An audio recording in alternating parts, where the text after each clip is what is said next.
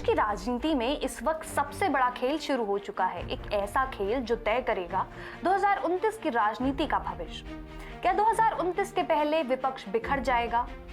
कांग्रेस के सबसे पुराने सहयोगी बीजेपी के संपर्क में क्यों हैं?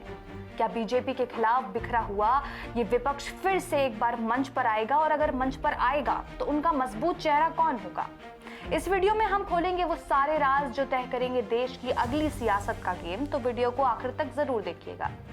नमस्कार दोस्तों, मैं सदफ जमीर और आप देख रहे हैं इंडियन प्रेस हाउस। एक तरफ राहुल गांधी लगातार विपक्षी दलों को साथ लाने की कोशिश कर रहे हैं, तो दूसरी तरफ इंडिया गठबंधन के अंदर ही दरारें अब खुलकर सामने आ रही हैं।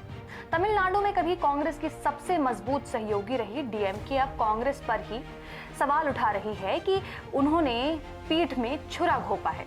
उदयनिधि स्टालिन खुलकर मंच पर यह कह रहे हैं कि कांग्रेस पर कभी भरोसा मत करो।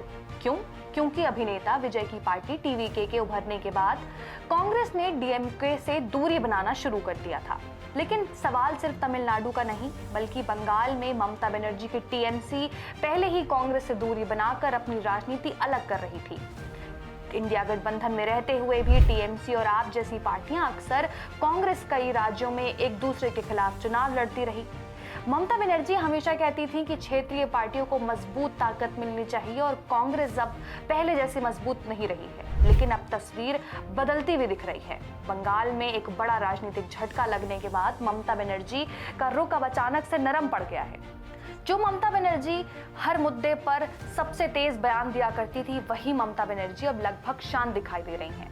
यहाँ तक कि हाल ही में बकरीद विवाद पर बंगाल में राजनीति गरमाई, लेकिन ममता बनर्जी की तरफ से कोई भी बयान सामने नहीं आया।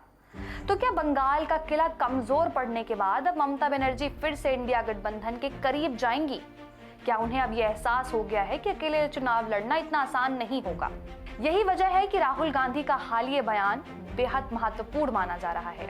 जब बंगाल में टीएमसी की हार पर कुछ विपक्षी नेताओं ने खुशियां मनाई, तब राहुल गांधी ने यह साफ कहा कि विपक्ष को एक दूसरे की हार पर खुश नहीं होना चाहिए। असली लड़ाई बीजेपी की बढ़ती ताकत से है। राहुल गांधी का ये संदेश साफ था, अगर कांग्रेस, टीएमसी और समाजवादी पार्टी और बाकी विपक्षी दल आपस में ही लड़ते रहेंगे तो सबसे ज्यादा फायदा अगर किसी को होगा तो वो बीजेपी को होगा। अब जरा यूपी की तरफ चलते हैं। तो 2027 की विधानसभा चुनाव धीरे धीरे राष्ट्रीय राजनीति का अगला सबसे बड़ा रण बनने जा रहा है।